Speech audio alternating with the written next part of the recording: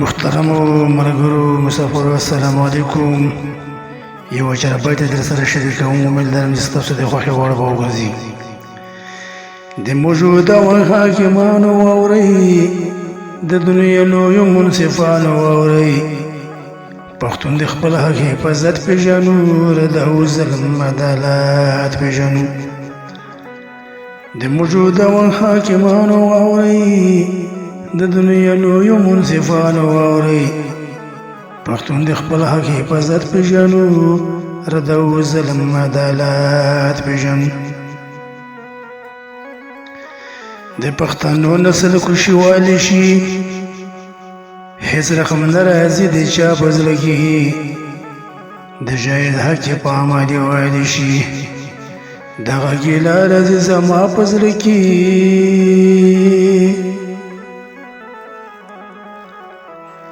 زمونږ د پلار نیکه کورونه وران شول، د خپل وطن نه در په در شول خلک، هم حجرې هم جوماتونه وران شول، خپې ابله خپې خورې په سر شول خلک.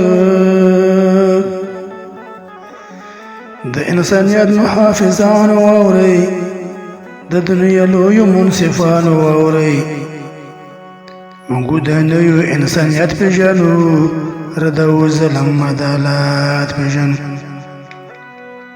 د موجوده حاکمانو واورئ، د دنیا لویو منصفانو واورئ، پښتون د خپل حق حفاظت پېژنو، رد او ظلم عدالت پېژنو.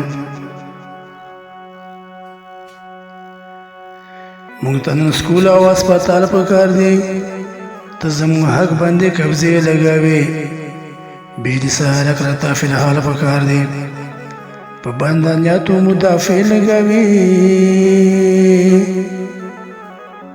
موږ ته نن سکول او هسپتال پکار دی، ته زموږ حق باندې قبضې لګوې، بیدی سالک رتا فی الحال پکار دی، په مدنیاتو مدافع لګوې.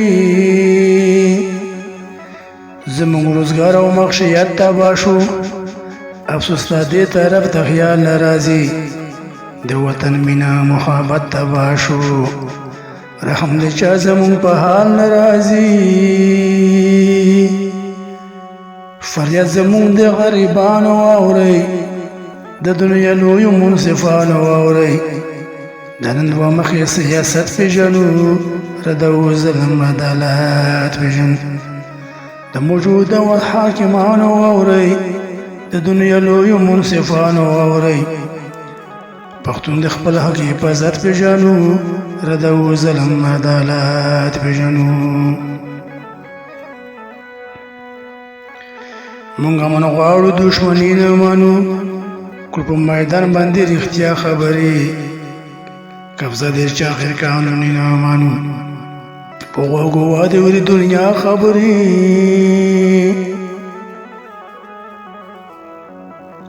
ورکړه پښتون د مال او سر قرباني، د قرباني یاد ساتل پکار دي، د ژوند په حال یو سخت ډګر قرباني، د خو د سترګو غړېدل پکار دي.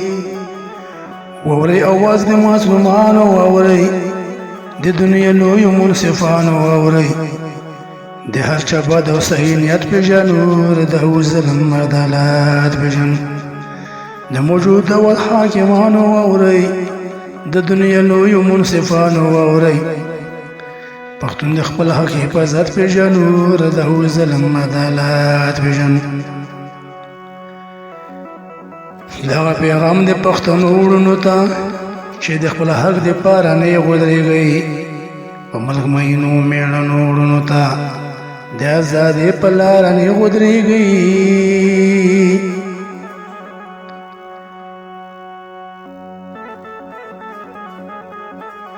خپل ملکیت موږ په چا نه خرڅوو، مقابله په هر میدان به کوو، نه د ګایا په بیه سره خرڅوو، کلکه دفاع د پاکستان به کوو. ویم اواز ټولو ځوانانو واورئ، د دنیا لویو منصفانو واورئ، موږ انجام د عقوبت پېژنو، رد او ظلم عدالت پېژنو.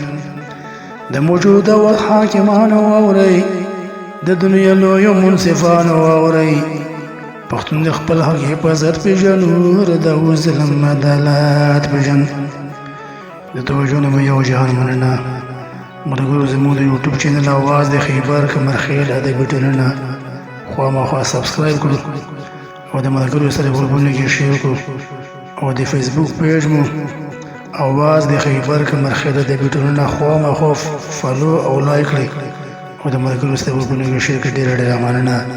د الله په امان.